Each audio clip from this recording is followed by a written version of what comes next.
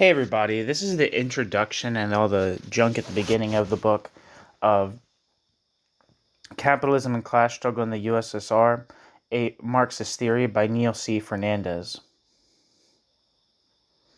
The chapter titles are Chapter 1, A Communist Approach, Chapter 2, Soviet Capitalism, A Critique of Existing Theories, Soviet Bureaucratism, Capitalism, a New Theory, The Class Struggle, A Critique of Sovietological Theories, Chapter 5, The Class Struggle, A Critique of, quote, Marxist, end quote, theories. Chapter 6, The Class Struggle, A Critique of Existing Marxist Theories. Chapter 7, The Class Struggle, An Autonomist Marxist Theory.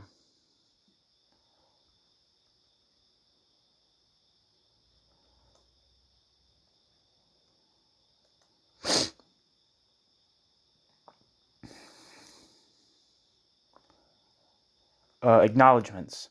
The doctoral research from which this book grew was supervised by Hillel Tickton, whose solidarity and encouragement were unfaltering. The difference in our views on transition and partyism was no impediment. John Crump made many useful suggestions, several of which I have acted on. Niels Turnbull helped with the final proofreading. Warm thanks, too, to Dexter Diaz, Roger Evans, Lorraine Hewitt, Capil Juge, and Zion Velois, maybe? I don't know. I should like to express special gratitude to Hilda Hombro, who read numerous drafts of every chapter. She was a constant source of immense support throughout the entire period of research. Our son, Aaron, helped spur the completion of the work. Introduction. Aims. Here we go. Of the considerable number of Marxist and Marx-influenced works on the USSR, many have criticized the Soviet system as being either capitalist or based on class exploitation in a new guise. At the same time, however, there has been a great paucity of profound analyses of what Marx himself would have considered the most important factor in the history of the country, namely the class struggle. The first aim of this work is to place an understanding of this factor at the center of a critical theory.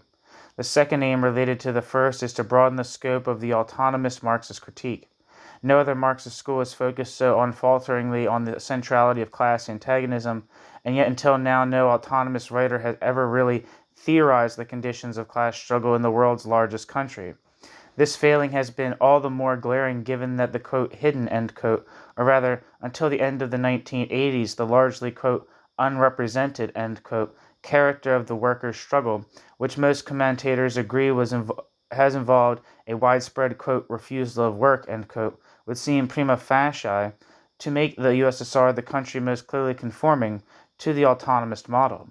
We do not, of course, aim simply to transfer insights which were primarily developed in criticism of Keynesianism to a context where Keynesianism has not been employed. But in emphasizing the necessarily antagonistic nature of any class struggle, we do seek to identify the real political economic importance of this struggle in all its profundity. In this sense, the work is intended as a contribution to the autonomist influence field of critique, in which important contributions were made earlier in the 1990s by Leibovitz in 1992 and Shortall 1994. In order to achieve these aims, it is necessary to have some kind of overall theory of the nature of the Soviet system, but if such a theory's clarity and coherence must be grounded above all in its explanatory and analytical value in relation to the class struggle, it is still the case that a study of working class struggle alone provides an insufficient basis for an understanding of the nature of the social formation. Our third aim is thus to reach an understanding of the underlying logic of the mode of production in the USSR and of the specifically Soviet political economic forms. Hence, the work is also a contribution to the area of critique in which notable works have appeared in the present decade by Hillel Tickton in 1991 and Chattopadhyay in 1994. In the course of this book, we attempt to show that the political economy of the USSR is fundamentally capitalist in nature, and considering it in a critical and theoretical fashion, we find the Marxist critique of capital and the autonomist Marxist understanding of class struggle to be tools of very substantial utility. It is also argued that previous considerations of the USSR, both, quote, Marxist and Sovietological, do not offer a critique of the production relations of an adequately profound kind. And even those Marxist writings which come closest to one are weakened by the insufficiency of their attention to the necessarily classist and antagonistic basis of those relations. Thus we hope not only to provide a framework for a more profound theoretical understanding of the nature of Soviet production relations than has hitherto been available, but also to demonstrate in what way the production relations in the USSR have been racked throughout the Soviet period by the irreducible struggle between the proletariat and capital. In both areas, the examination of the contradictions of the Soviet economic system has led to the drawing of important and original conclusions. Insofar as further empirical work could be done, however, in attempting to explain Soviet economic functioning in greater detail in terms of the manifestation of the underlying relations described here, the present work will hopefully point the way to further of endeavors in what Marx referred to as the, quote, reproduction of the concrete situation, end quote. New section. The theoretical approach adopted. In Chapter 1, we present our main theoretical concepts. Describing the overall theoretical orientation as communist, we present two ideas as fundamental. These are, first, that the basic stuff of history is class struggle, and second, that the essence of class struggle is class antagonism. References are made to the work of Marx, and Marxist theoretical positions are summarized, which might be denoted as anti-statist, autonomist, and world revolutionary, and described as anti-elitist, anti-ideological, and struggle-based. In order to emphasize the radical nature of the approach, and specifically of the view taken of autonomous working-class struggle, we outline positions on leftism, trade unionism, and so on, as they have been developed in Western Europe. Other writers who have adopted a similar approach, Antonio Negri, Harry Cleaver, Anton Pannekoek, Guy Debord, are also referred to, but restrictions of time and space have meant that there is no discussion of opposing views, such as those espoused by empiricists or functionalists, Democrats or Leninists, nor do we deal at length with apparent weaknesses in the various communist works quoted. It should be noted that this is a theoretical work. In other words, rather than the unearthing, collection, presentation, and analysis of a mass of empirical data, it has involved the development of an understanding centered around concepts of categories, which, though real, are abstract. The work will, it is hoped, prove accessible to readers other than those closely acquainted with the workings of Soviet, quote, of the, quote, Soviet administrative, workings of the Soviet, quote, administrative command system, end quote. But inevitably there will be places where those more familiar with Soviet economic reality will find it easier to grasp the concrete significance of what is being argued. Thus there are no highly detailed descriptions here of the practical operation of gross output targets, nor of the functioning of the other success indicators, nor of the weight of the ministries and Glavki, nor indeed of the role of the Pratchett principle. Parenthesis. Plani Rani ot Dostignutogo, the plan revision process, passive money, full employment norms, storming, plan fulfillment bonuses, or wage leveling.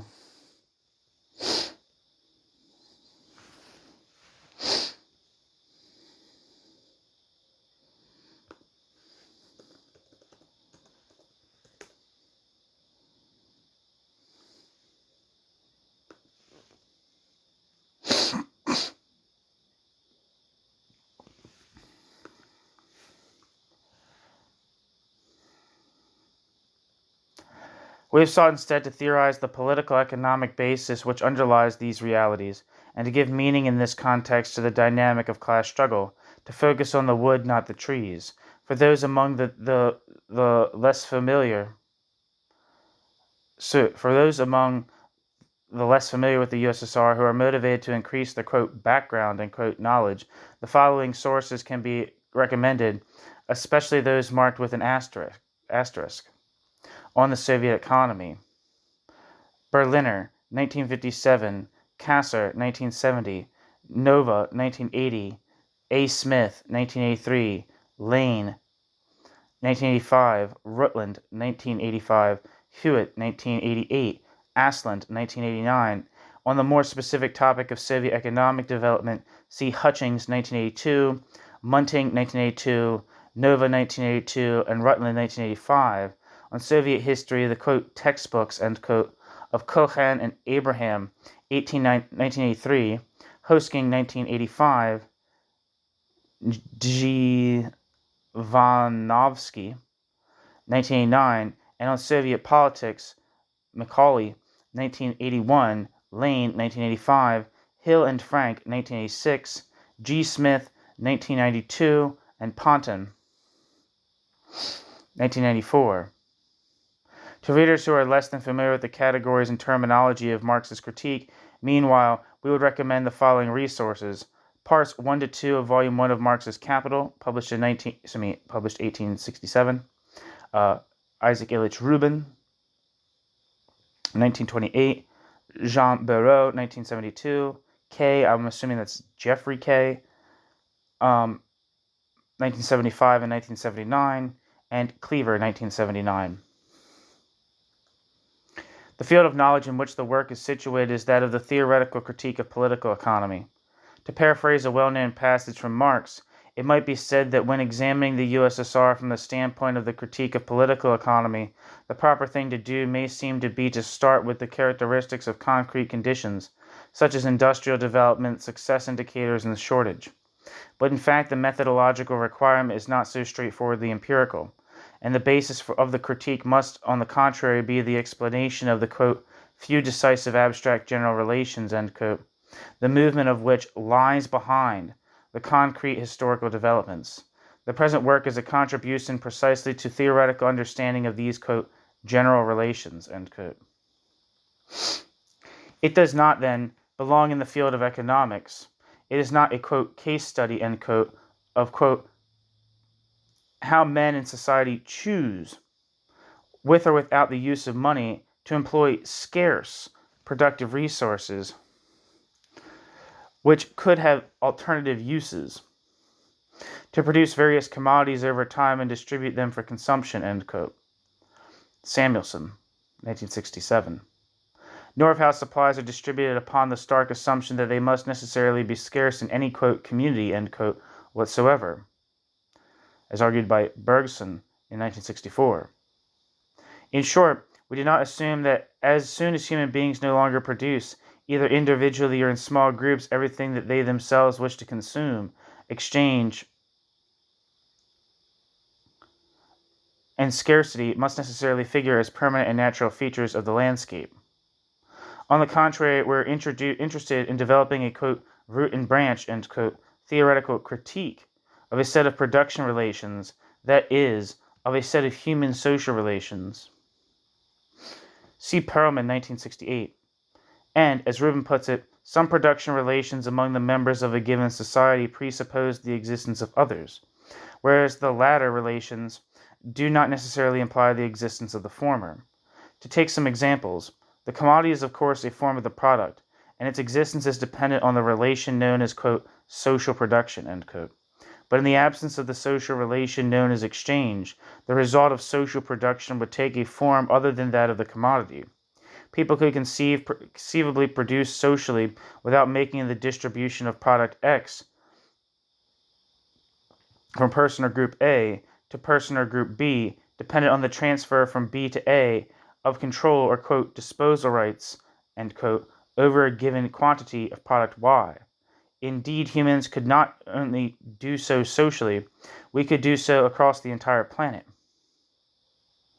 Similarly, constant capital is a form taken by the material means of production, and those material means are themselves a product of, quote, accumulated labor, end quote. But in the absence of capitalism, the material means of production would take a form other than that of capital. Indeed, there is nothing in the physical nature of a tool or warehouse which makes it even a commodity, let alone which gives it a role in the cyclical expansion of the socialized product of wage labor. It is undeniably the case, of course, that numerous means of production do exist, which it would be very hard to envisage outside of an exploitative mode of production. People unsubjected to forced labor would have no reason, for example, to spend time on, quote, dehumanizing, end quote, production lines, in, quote, dehumanizing, end quote, offices, or breathing in dust from cement or coal. But it is not the thing which determines the relation. Rather, Even the world's worst workplaces are not just iron, fast-moving conveyor belts, chemical and physical hazards, and heat. They are places where proletarians find themselves socially constrained to labor, to engage in social production. And the relations which determine the construction of means of production, along with those which determine the introduction of forms of discipline, are dependent upon and contributory to the functioning of underlying relations which are not only social but socially determined and therefore destructible. Thus, if people free from exploitation decide to get rid of offices, mines, and cement works altogether, this will not be because these means of production necessarily constitute capital, owing to their physical characteristics, but rather because they could find no non-capitalist, non-exploitative, non-antisocial use for them. Until they were actually raised or diverted, they would still possess their physical characteristics, but they would no longer be capital. They would not be capital because no one would be carrying out forced labor, either in those places or anywhere else.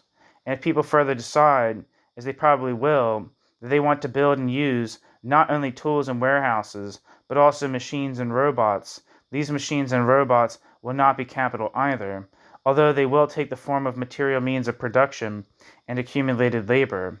To take the third case, even if a building currently used as a shoemaking plant, say, continues to be used for the same physical purpose in a non-exploitative society, which is formerly served under capitalism, it too will be very far from being capital. Indeed, it will no longer even be a, quote, factory, end quote, in the usual sense of the word, since it will no longer be a separate, quote, enterprise, end quote, an area of social production socialized only indirectly via the nexus of commodity competition. All of this becomes quite clear as soon as one has access to properly worked out concepts of social production, the commodity and capital, and an understanding of the possibility of communism.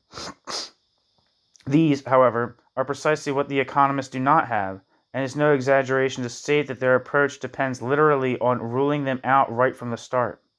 In a very well-known textbook, the, quote, positive economist, end quote, Lipsy, can thus write in so many words that, quote, the things, produced by the factors of production are called commodities, end quote, and that, quote, all those man-made aids to further production, such as tools, machinery, and factories, economists call capital, end quote.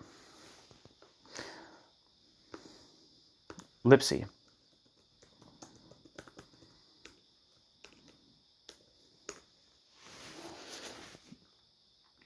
It seems like who is being referred to is a Richard Lipsy.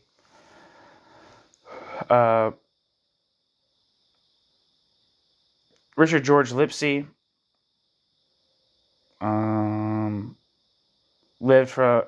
born in 1928 and is a Canadian academic and economist. Richard Lipsy is best known for his work on the economics of the second best, a theory that demonstrated that piecemeal establishing of individual first best conditions would not necessarily raise welfare in a situation in which all the first best conditions could not be satisfied, an article that he co-authored with Kelvin Lancaster. He is currently Professor Emeritus of Economics at Simon Fraser University.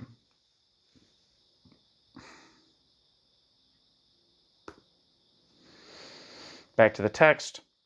One merely wonders at the fundamental submission to the existing order of things which such formulations evince, in the same way that one would have little to say to someone who averred from a tree that a tree was something from which to lynch black people, or, to take one of Marx's examples, that a chair with 4 legs and a velvet cover must necessarily be used as a throne. In presenting themselves as, quote, disinterested experts specializing in the objective functioning of the social, quote, machine, end quote, as social scientists, economists are essentially among the high priests of modern capitalism.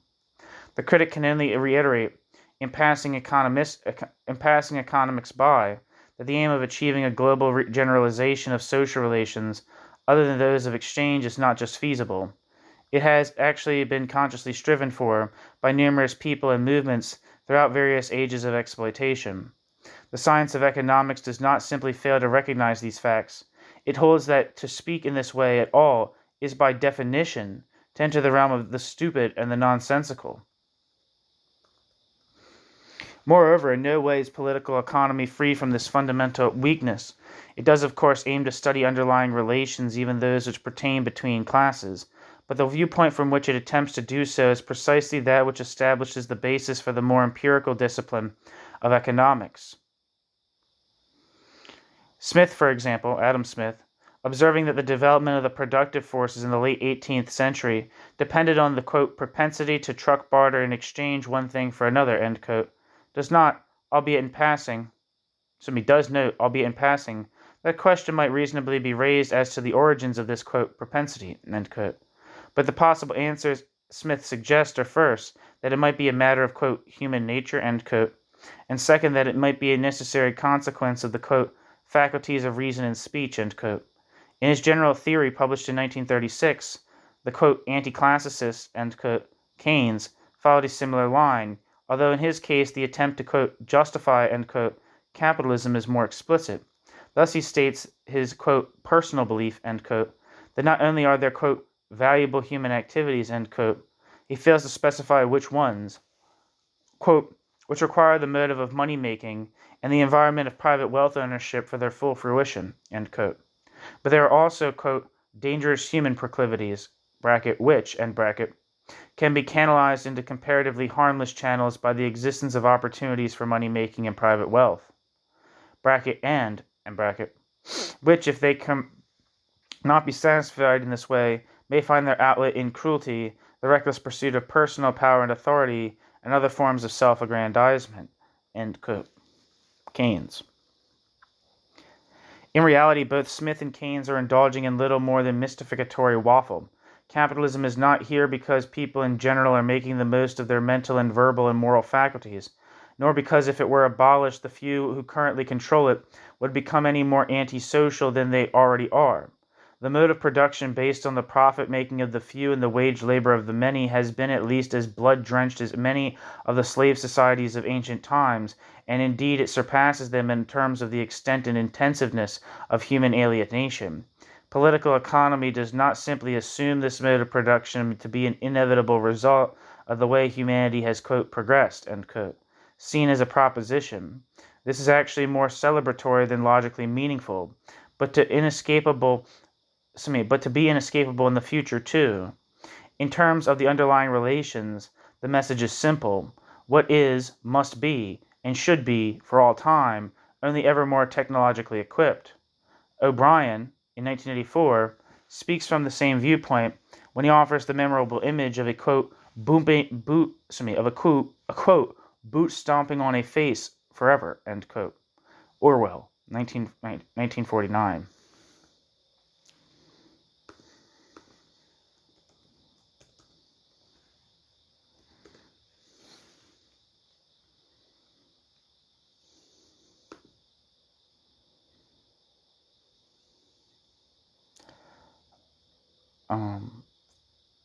O'Brien, known as O'Connor in the 1956 film adaptation of the novel, is a fictional character and the main antagonist in George Orwell's 1949 novel, 1984.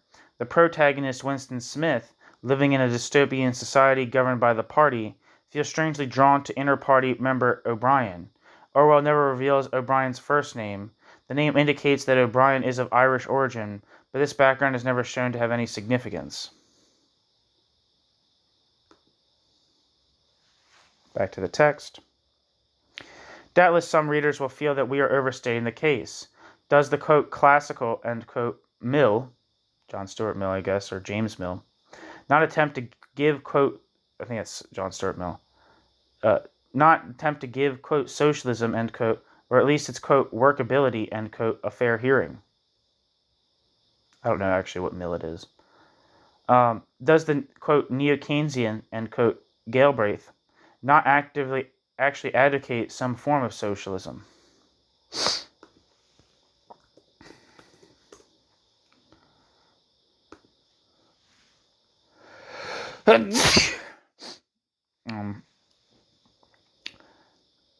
John Kenneth Galbraith lived from 1908 to 2006, also known as Ken Galbraith, was a Canadian-American economist, diplomat, political figure, and intellectual. His books on economic topics were bestsellers from the 1950s through the 2000s. As an economist, John Galbraith leaned towards post-Keynesian economics from an institutionalist perspective.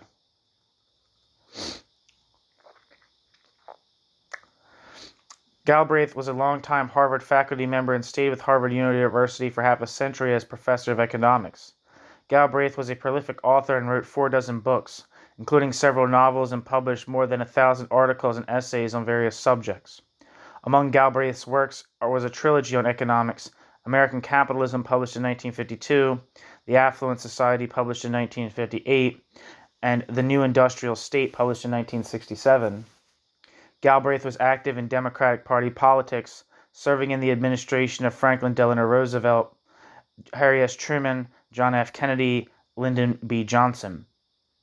Galbraith served as the United States ambassador to India under the Kennedy administration. Galbraith's political activism, literary output, and outspokenness brought Galbraith wide fame during his lifetime. Galbraith was one of the few to receive both the World War II Medal of Freedom in 1946 and the Presidential Medal of Freedom 2000 for his public service and contributions to science. End footnote. Not end footnote, back to text. Surely these are two examples of political economists, or of, quote, macroeconomists, end quote, who are less completely pro-capitalist than, say, Smith and Keynes. In response to such objections, we would simply point to two of Mill's definitions of wealth as, quote, all useful or agreeable things which possess exchangeable value, end quote, and of capital as the, quote, accumulated stock of the product of labor and produce of labor, end quote. To criticize exchangeability would still appear to be to criticize wealth, and to criticize capital to criticize the very existence of means of production other than land. And we will simply mention, without need for comment, the assertion by Galbraith, one-time president of the American Economic Association, that the American arms sector is, quote, socialist, end quote, in all but name. The standpoint of the critique of political economy is entirely opposed to that of political economy and economics. First, since the division of labor everywhere is social and not, quote, natural, end quote, the fact that the organization of labor could take a social form other than the existing one is held to be extremely important. The existing form is not a necessary result of advanced socialization, and indeed this is what the radical critic must first understand in order to be a radical critic at all. As Felton C. Shortall puts it, quote, human labor is not biologically determined, end quote. Hence, quote, any human individual has the potential, at least in principle, to perform any type of human labor, end quote. Second, it is understood that private appropriation, the taking of control over resources in a way that deprives other people, is not, quote, natural, end quote, either. Third, once scarcity is understood as a result of private appropriation, it is grasped for what it really is, a social relation.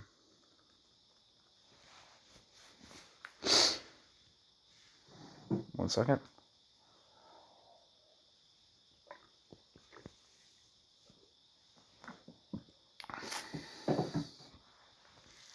At this point, both economics and private appropriation appear in their true colors. The first is simply the science of scarcity's organization.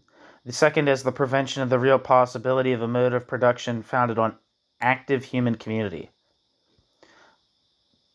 The second as preventative, I said it wrong. The second as preventive of the real possibility of a mode of production founded on active human community. This does not mean that it is methodologically wrong to conceive scarcity as a form of distribution of the productive resources, nor to study scarcity's ramifications and organization. The fallacy lies in upholding that the social distribution of productive resources necessarily implies scarcity. In fact, since social production does not have to rest upon private appropriation, it could take another form entirely, the form of abundance. Moreover, not only does the prevalence of scarcity depend upon the non-realization of the possibility of communism, but the necessary existence of a tendency towards the realization of this possibility. Given that the alienation of humanity cannot be total, implies that so long as the communist tendency does not come to fruition, scarcity must needs be enforced. Scarcity must needs be enforced. This, in fact, is what is implied when scarcity is described as not being, quote, natural, end quote, in any way at all. Capitalism, then, or any other exploitative class society, involves the interaction of forms of production, distribution, and consumption, which are also forms of the prevention of communism. And this is no mere side issue. Once it is understood, classes can be defined theoretically in the way that they define themselves in practice, not simply in terms of the, quote, factors of production, end quote, but in terms of relations which are both antagonistic and eradicable.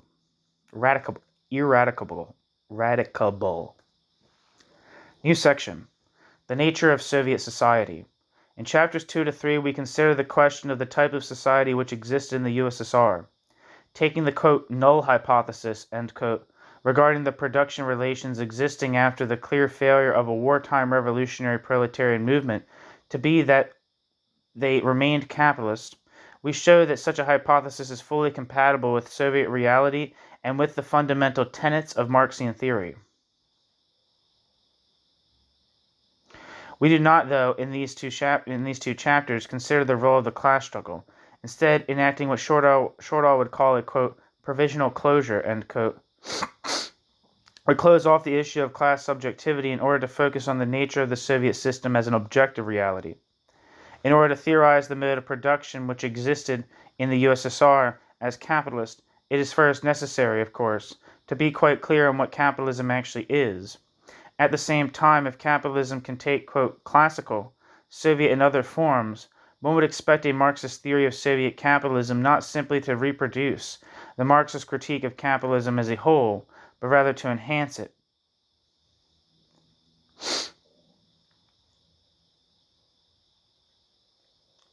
One would certainly mistrust any mere, quote, application, end quote, of a theory whose exposition was based on an earlier development in England, or such as Marx, 1867, Germany, Hilferding, 1910, and the United States, Braverman, 1974, or elsewhere. Before developing this line of thought, however, we must first consider the various theories of Soviet capitalism which have been advanced so far. Chapter 2, limitations of space and time, have meant that the numerous, quote, non-capitalist, end quote, theories are not considered at this stage. In analyzing and criticizing them, we first look for whether or not they show the capitalist nature of the USSR in such a way as to reinforce and enhance Marx's critique of capitalism in general, and second, for whether or not they really contribute to a profound understanding of the specifically Soviet form of economic bureaucracy. In short, we look for how they deal with the following two questions. Why should the USSR be called capitalist, and how is it specific? We deal with the weaknesses of each theory individually, but in general we find that the grounding of each in Marx's critique of capital as self-expanding value is either inadequate or non-existent, and that the specific critique of Soviet bureaucracy is either untheoretical or else severely misinformed. It may seem that it is putting the cart before the horse somewhat to criticize various previous, quote, capitalist, end quote, theories of the USSR prior to presenting an understanding of Marx's critique of capitalism in general. But the reason lies in the unfeasibility of presenting a theory of Soviet capitalism as in any way separate from the critique of capitalism as a whole, since we felt it best to expound the new theory only after having criticized earlier theories, and since any Marxist theory of the capitalist nature of the Soviet social formation must not only shed light on the USSR, but must also enhance the overall critique, we have left the formulation of a critique of capitalism in general until the first part of Chapter 3. The categories of exchange value, commodity, wage labor, production for profit, value, abstract labor, surplus value, and capitalist money are gone through in sequence. In particular, stress is laid on generalized exchange and the drive for growth. The central organizing concept of the Marxist understanding of the capitalist system is described as being that of the money-commodity-money prime cycle. Given the unsatisfactory nature of previous theories, we have consequently had to develop a theory of Soviet capitalism which is entirely new. Soviet relations of consumption, distribution, and production are discussed in detail and are shown to take forms based upon generalized exchange. The form of labor is shown to be wage labor, and a need for profitable growth is shown to have been intrinsic to the Soviet economic system. We then discuss how the functions of the money-commodity-money prime cycle are fulfilled in a manner specific to the Soviet context. The most important new concepts developed are those of bureaucratic/blot exchange value and bureaucratic/blot money. Readers should bear in mind at this stage that what we do not do is to start with a model of, quote, typical, end quote, capitalism defined as the capitalism which prevails or prevailed in, say, Britain or Germany or the United States, or the, quote, West, end quote, as a whole, and then proceed to argue that the USSR is also capitalist because it shares many of these countries' main characteristics. As with similar arguments regarding China, Cuba, India, Iran, or Japan, this would be a clear case of pandering to bourgeois thought. Certainly, capitalism can be and is more advanced in some areas than in others, but the areas where it is more advanced are not necessarily those where it developed earlier. Even if they were, in fact, that would still not mean that the production of surplus value would have a, quote, center, end quote, of purity or typicality. We would propose, therefore, that a critic would quite reasonably begin an inquiry into the nature of capitalism in general by looking at how it developed in the USSR, or indeed in any other country. And let us note in passing that in the 21st century, she will indeed have cause to pay special attention to the forms of capitalist development in China and Japan. Of course, it is true that some of the capitalist functions which were achieved in the USSR principally bureaucratically are often achieved elsewhere via the market. The construction of much working-class housing or of car or cigarette factories, for example. But it must also be realized that this statement can be turned around. That is, many of the functions fulfilled for capitalism in Western countries by the market are in fact the self-same functions which behind the iron and bamboo curtains are or were fulfilled for capitalism bureaucratically.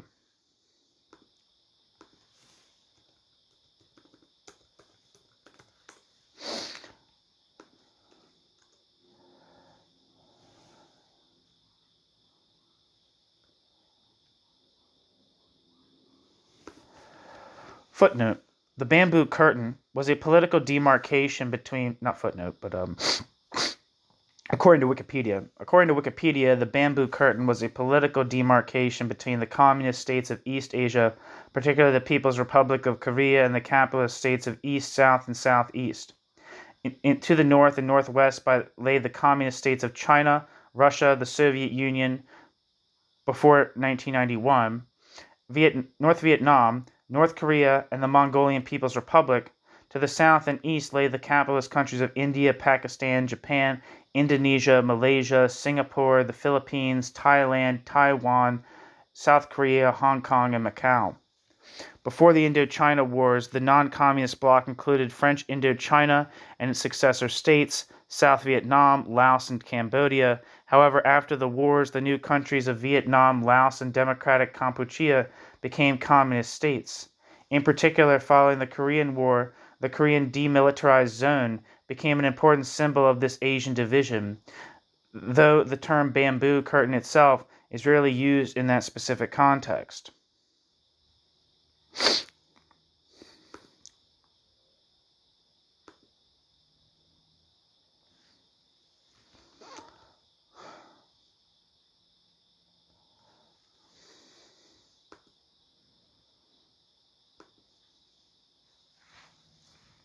And back to the text. Behind the various methods and functions, it is argued, the overall, quote, function, end quote, of capital remains one, namely, its own accumulation, the cyclical accumulation of value. But an understanding of what capital achieves, a matter of class oppression and its own profitable circulation, by differing means in various areas, is in no way simply an intellectual complexification of revolutionary theoretical critique, any more than an understanding of capital's development in a given area over a period of time could reasonably be called an extravagance. On the contrary, it is practically and theoretically indispensable from a world revolutionary point of view. More concretely and specifically, whichever location the critic decides to take as her starting point, she can hardly expect to construct an adequate understanding of capitalist world society, except on the basis of a firm understanding of the variety of different forms which can be and are taken by capitalist money. Thus, the critique given here of capitalist money in the USSR is most certainly offered as a contribution to the critique of capitalism as a whole, and in this sense it is intended to mark a point of departure. Important questions which are not considered include the origins of the Soviet economic system as what might be termed the, quote, Russian question, end quote. Namely, the elements of social continuity which have apparently been evident in certain aspects of life in Russia for centuries. These are questions which have been related to that of the multilinearity or unilinearity of the succession of modes of production. See Wittfogel, 1957, Moloty, 1972, Zimin, 1977, Barbaria, 1980, Shannon, 1983, also Marx, 1856a, and Marx and Engels, 1843 to 95. In light of the theory of Soviet capitalism argued here, though, it would now seem necessary to broaden the scope of research in this area. Not only must various developments within a single mode of production, capitalism, be considered in relation to the contradictions of preceding societies, a point which has been argued very effectively by Goldner in 1991, but the relative efficiency and inefficiency of various types of capitalist, quote, system, end quote, must be studied in terms of their relationship to various types of proletarian struggle, as well as the contradictions within world capitalist society as a whole. It is hoped that this complex three-sided theoretical task will eventually be tackled in depth. New section: the class struggle. If the USSR should rightly be understood as capitalist, then of course, according to the ideas given in Chapter 1, one would expect the autonomous critique, to some extent at least, to be of certain explanatory value in relation to both the history of the system and its eventual crisis and downfall. Indeed, one would not expect to be able to reach a satisfactory theory of the nature of the system without understanding the forms which have been taken by the class struggle. Having moved from the, quote, world in general, end quote, Chapter 1, to the fundamental nature of Soviet society, Chapters 2-3, we therefore concentrate in Chapters 4-7 upon the significance of class struggle in the region. The, quote, provisional closure, end quote, of Chapters 2-3 is removed. Having narrowed down the topic of consideration, we are able to consider a broader literature. In Chapter 4, we consider the, quote, Sovietological theories, that is, theories presented within the field of Soviet studies, but out with the area of, quote, Marxist critique, end quote. We begin by scrutinizing the most influential, political and economic, theories of the nature of the system to see what they have to offer, if anything, concerning the nature of working class struggle.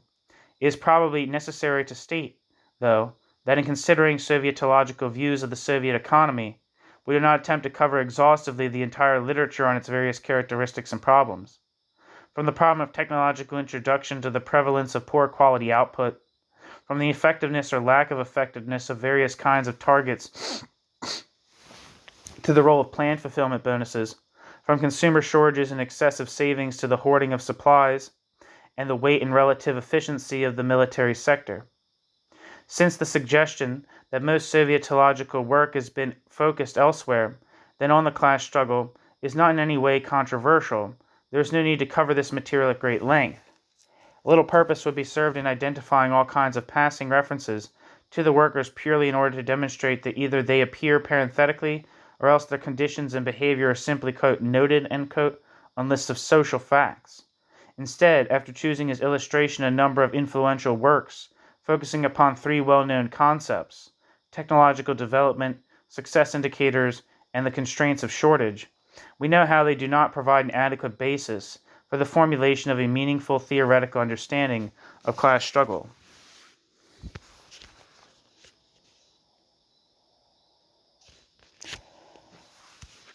Nor do we criticize in detail the full gamut of all the Sovietological analyses of various characteristics of workers' conditions, either inside or outside the workplace, from the details of hiring to the role of closed enterprises, from the composition of expenditure to the role of propiska, and various types of convict labor.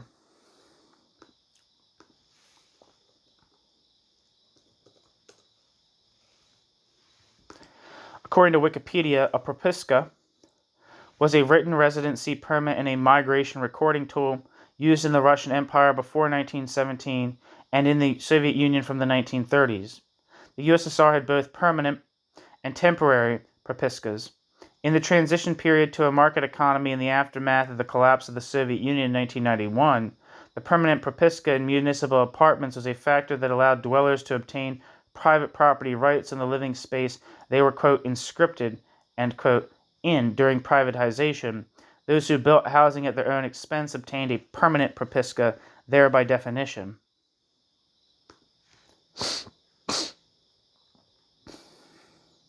End footnote. Or back to the text. Where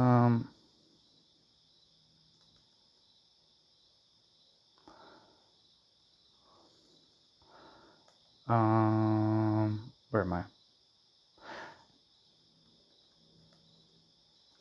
Nor do we criticize in detail the full gamut of all the Sovietological analyses of various characteristics of workers' conditions, either inside or outside the workplace, from the details of hiring to the role of closed enterprises, from the composition of expenditure to the role of the propiska and various types of convict labor, from the rise of the sovkhozy to the role of technical training.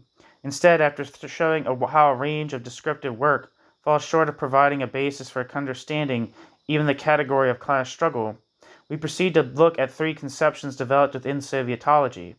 Those of the, quote, incorporated worker, end quote, the, quote, social compact, end quote, and the, quote, historic compromise, end quote. If not particularly influential in terms of, quote, general theory, end quote, these nonetheless involve considerations of the class relation which suggest certain, albeit bourgeois, views of the nature of the political economic system. Next, for consideration, are the various, quote, Marxist, end quote, theories.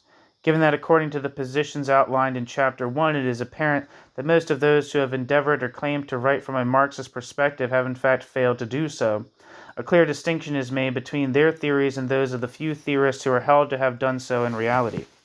Chapter 5 is thus devoted to a critical review of the various theories we have labeled, quote, Marxist, end quote. These are the theories which, while using Marxian terminology, have nevertheless neglected to consider the working class as a subversive force independent of representation, and consequently defend, in one way or another, the use of force over the working class. Related to this omission, there is also the well-known view, wrongly considered to be Marxist, that during the period of a, quote, revolutionary transition, end quote, relations such as money, the market, and wage labor will actually be compatible with socialism, parenthesis, communism.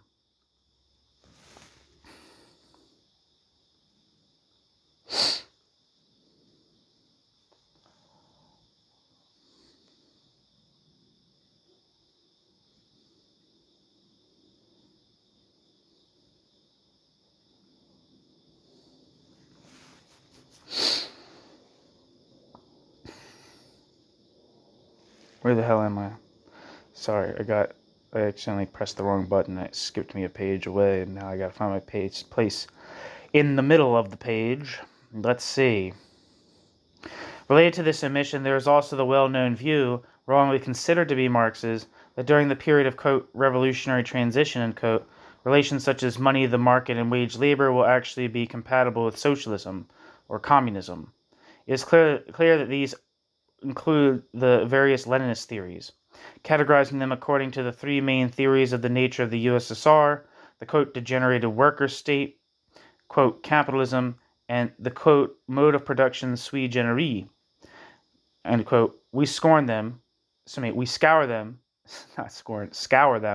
as we've already scoured the, quote, their Sovietological, end quote, rivals, for what they have to say about working class struggle. In particular, we look at how working class struggle is understood to relate to the nature of the system.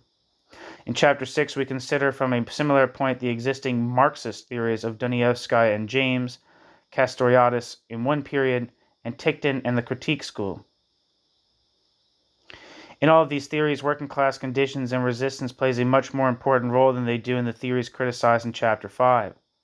Donievskaya and James and Tikhtin are all, of course, supporters of some kind of Leninist vanguardism, and they and Castoriadis are believers in some kind of, quote, transitional society, end quote, and thus there are major contradictions in their work. But if we do not wish to brush the latter aspects of their work under the carpet, in the present context it is the former aspect which interests us most. The latter aspects have certainly played their part in causing whatever weaknesses there are in their consideration of class struggle, but it is most relevant here for these weaknesses to be considered as limits on the corresponding strengths, paying special attention to Tichton's theory, as we show it to be suggestive of an autonomous understanding of class relations, even as it remains confined within faulty conceptions of capitalist decline and non-capitalist, quote, exceptionalism, end quote. And we recognize this for the major theoretical achievement that it is. Chattopadhyay's theory is also considered in this section, although closer to a communist viewpoint than the others, insofar as Chattopadhyay insists uncompromisingly on the nature of communism, socialism as a society without money and wages. Unlike them, Chattopadhyay admittedly fails to take the power of the workers into much account. But his consideration of issues that the other, quote, capitalist, end quote, theorists miss, based on a specific theory of Soviet capitalism, is nonetheless of relevance to the class struggle. A main concern at this stage is to encourage a preliminary understanding of the explanatory power which one could expect of a methodological prioritization of class antagonism. This is the first time that these theories of the nature of the USSR have been systematically criticized in terms of what they say about the working class and its struggle. It is worth stating, however, that we do not cover. We give no consideration to what the official, quote, communist, end quote, ideologies have said on the issue. These we view as fundamentally conservative, either of the international standing of one of the world's established regimes, the USSR, China, Yugoslavia, etc., or of the parliamentary standing of certain Western political parties, when not literally reactionary in the sense of harking back to the actually wholly capitalist, quote, geopolitical bipolarities, end quote, of the 1940s and 1950s. If they are, or were, thus necessarily apologetic of present, past, or both, rather than critical, then in the very Marxian terms in which they themselves superficially appeal, they have to be understood as being propagandistic rather than theoretical. Of course, Sovietological studies fall similarly under the heading of capitalist ideology and are similarly commissioned by capitalist authorities, and in no way do we mean to suggest that in comparison with them the ideologies of the quote, communist, end quote, parties are even more distant from revolutionary critique, or yet they are, quote, matter, end quote. MADDER, end quote. It is hardly less mad to defend capitalism in general whilst claiming to oppose the underlying, quote, society, end quote, of the USSR, or indeed to effect a full, quote, objectivity, end quote, than it is to claim to oppose capitalism in general whilst defending that, quote, society, end quote. It is simply that, since the parties are, at one and the same time, both explicitly defensive of Soviet political economy, or its roots, and pseudo-oppositional to capital, rather than pseudo-objective in the fashion of much of Sovietology, particularly liberal Sovietology, they would have to be criticized in a different way. In order to go beyond just saying that they are mad, one would not be able to avoid looking at why, subjectively, they say what they say. For example, that the working class is the dominant class and the USSR knows no class contradictions of an antagonistic nature. Or conversely, that, quote, class struggle, end quote, becomes more intense under, quote, socialism, end quote, than under, quote, capitalism, end quote, and to study such political, quote, Lysenkoisms, end quote, is not one of the aims of the present book. Second, nor do we consider it in this context the works of Soviet social scientists. It would be a mistake to deny their interests. Nonetheless, the main aim from a revolutionary viewpoint would be to show how they appear not as, quote, objective, end quote, analyses or theories, but rather as constituting a necessary field for policy debates on one side of the class antagonism. In other words, since the proletarian pole of this socially determinate antagonism is understood as being identical to working class autonomy, all considerations of, quote, what official policy should be, end quote, however, quote, objective, end quote, perhaps even especially when, quote, radical, end quote, or, quote, progressive, end quote, would be explained as serving the material interests of the exploitative society. This point has already been amply demonstrated by Arnaud in 1988.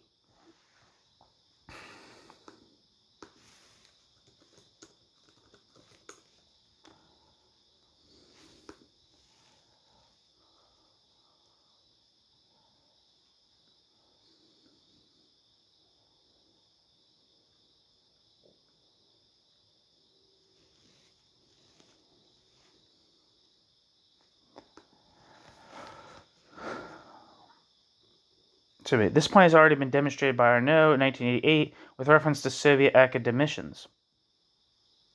More specifically, Arnaud shows how the utility of the, quote, traditional Stalinist view of political economy, end quote, declined from at the latest, the 1960s on, and how a revised, quote, functionalist, end quote, sociology was fostered instead until it became able to provide serious, quote, policy responses to management problems, end quote. In Chapter 7, we do consider the most, quote, strategic, end quote, of the relevant policy advice delivered by Soviet social science in the 1980s, and find that it definitely supports our basic conclusions, but there undoubtedly remains considerable scope for someone more inclined to undertake the nitty-gritty of the, quote, critique of sociology, end quote, to research this material in greater depth and decode it in finer detail. We come in Chapter 7 to construct a view of the relationship between class struggle and the nature of the system. The structure of this chapter is similar to that of Chapter 3. In the first section, we present a theoretical understanding of the class struggle under capitalism in general. The antagonism between the working class and capital is identified at each stage of the capital and labor power circuits: investment and sale, production and reproduction. We also discuss the antagonism with reference to capitalist growth, paying special attention to the categories of productivity and labor intensity, absolute and relative turnover, and the workers' struggle for higher wages and less work. Specific references are made to works by Kay and Negri.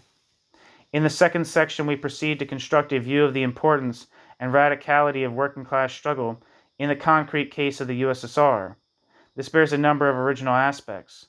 Building upon the theory of Soviet capitalism developed in Chapter 3, we attempt to avoid the weaknesses of previous theories criticized in Chapters 4 to 6. In discussing the control exercised by Soviet capital over its own circuit, over socialized production and reproduction, we emphasize throughout the inherent and fundamental class opposition to this control. In particular, we look at the extraction of absolute and relative surplus value. In a Soviet context, this is a topic which only Chattopadhyay has dealt with before, and in relation to class antagonism, it is dealt with here for the first time. The view is reached that whilst capitalist domination in the USSR did enter the period of relative surplus value abstraction, and both wages and productivity rose, the form of growth, involving the systemic prioritization of material investment and, quote, gross output, end quote, was based merely on increasing productivity and not only on labor intensification, accelerated turnover. At the root of this lay the fact that the rulers made substantial concessions to the workers' struggle for less hard work, especially in terms of product quality. This ensured that the capitalist subsumption of labor, although, quote, real, end quote, rather than simply, quote, formal, end quote, was not only inefficient, but eventually chronically so. Owing to the workers' successful resistance to hard work, Soviet capital was not, quote, unwilling, end quote, but rather unable to institutionalize the dynamic of labor intensification.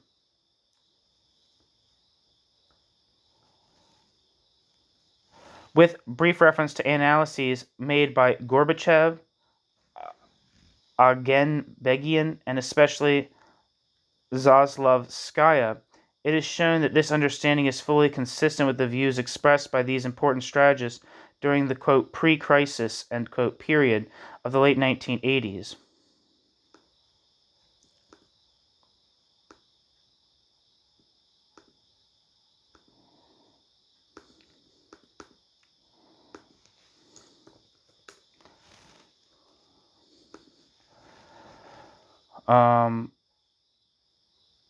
Abel Aganbegian is a leading Soviet and Russian economist of Armenian descent, a full member of the Russian Academy of Sciences and an honorary doctor of business administration of Kingston University, the founder and first editor of the journal EKO.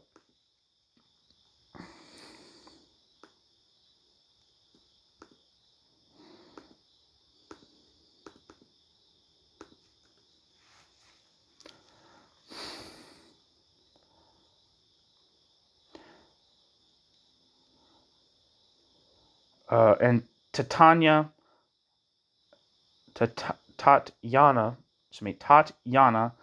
Zaslavskaya, lived from 1927 to 2013 and was a Russian economic sociologist and theoretician of perestroika.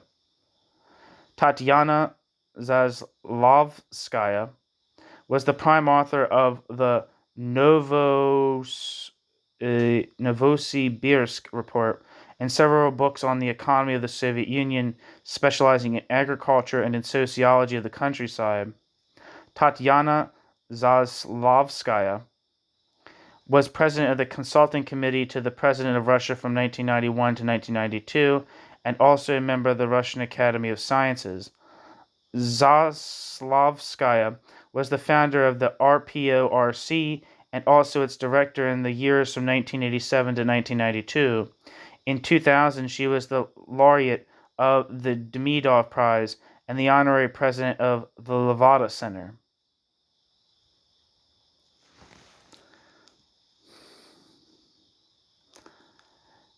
Back to the text. After summarizing our understanding of the specific forms of both class struggle and the development of capital in the USSR, we then propose a basis for understanding the nature of the present economic crisis in the region. That's the end of the introduction. Thank you so much for listening.